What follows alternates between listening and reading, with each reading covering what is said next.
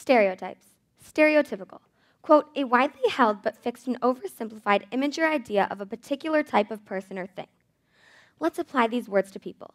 You've all heard it done before. All girls are too emotional. That's a pretty fixed and oversimplified idea. But if we each think about the girls we know, I bet we can list many character traits that either contradict or add to this idea.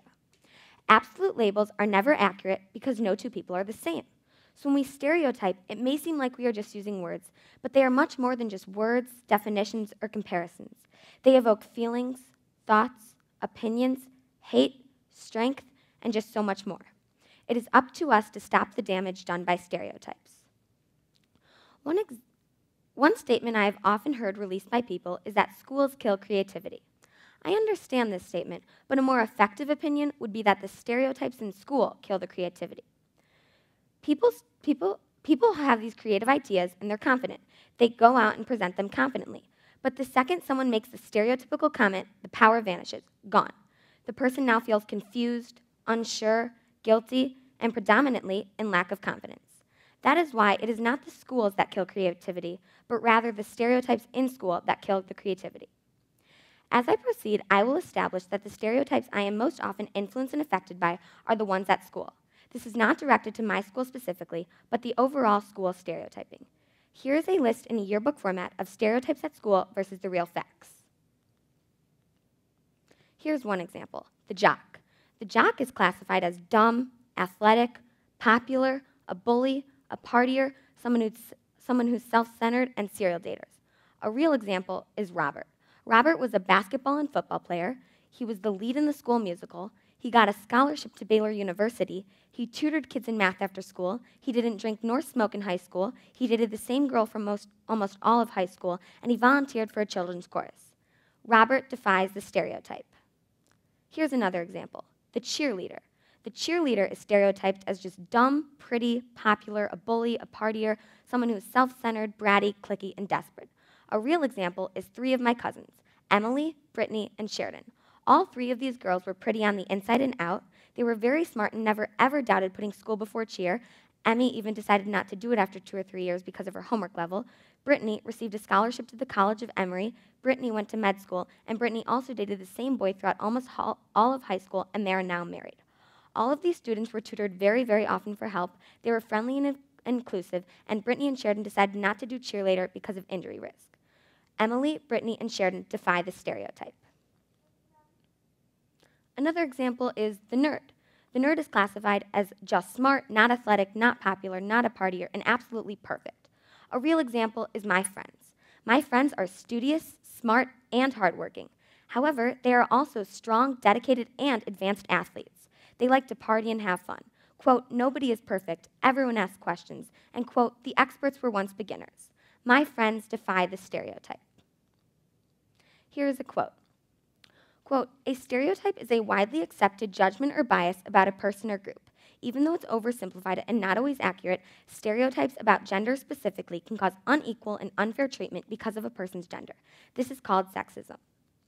One stereotype in school that fits under this quote is girls. Girls are classified as weak, they aren't as active and athletic as boys, they're passive, they don't play video games, and they only love sing, dance, and gymnastics.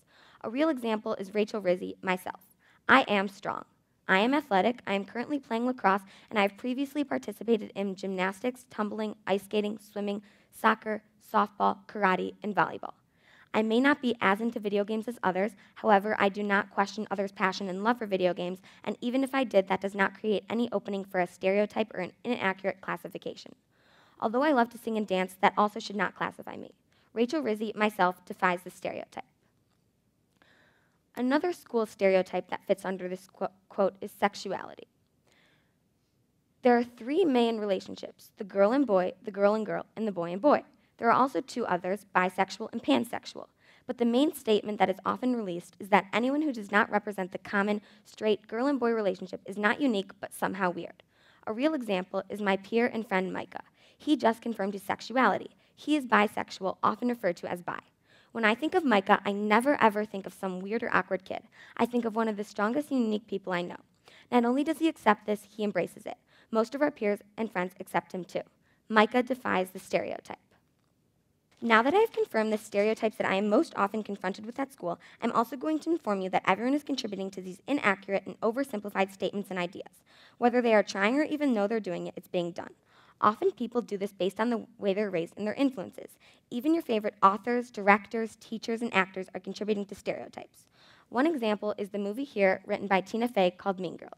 I agree that this movie series may be very appealing, amusing, entertaining, and a fun movie to watch. I agree that this movie may be enjoyable. However, I cannot ignore the fact that this movie is clearly stereotypical. The movie series displays that the mean girl is the one with all the money, as if the mean people have to be the rich and bratty ones. But this is not at all true. My friend may obtain modern and costly products, but she would never do anything to hurt me nor anyone else. Another example is a personal one. I once walked into class and the teacher noticed I was wearing an Apple Watch. She looked at me and said, quote, "You have an Apple Watch, spoiled." I went with this statement and kind of acted normally.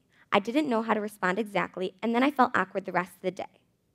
I knew the teacher did not mean this in any offense, but somehow I could not conclude the statement. A year later, I stand here today and come to the consensus that I was stereotyped. I am not spoiled for wearing an expensive and popular brand around my wrist. It is also not comfortable for people to view you differently just because of what you wear around your wrist. That one stereotypical statement can take away the power of achievement to someone's day. Here's a quote. "Doesn't this sound stupid when it's being said? Well, think about how this sounds when it's being read." Better yet, how would you feel if said about you, your family, your friends, or just someone you knew? I would like to end with a quote by Judge Taylor. The quote says, "People generally see what they look for and hear what they listen for."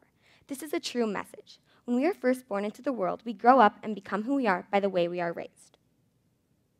No matter the circumstances, though, one phrase or word will never, ever be enough to describe someone.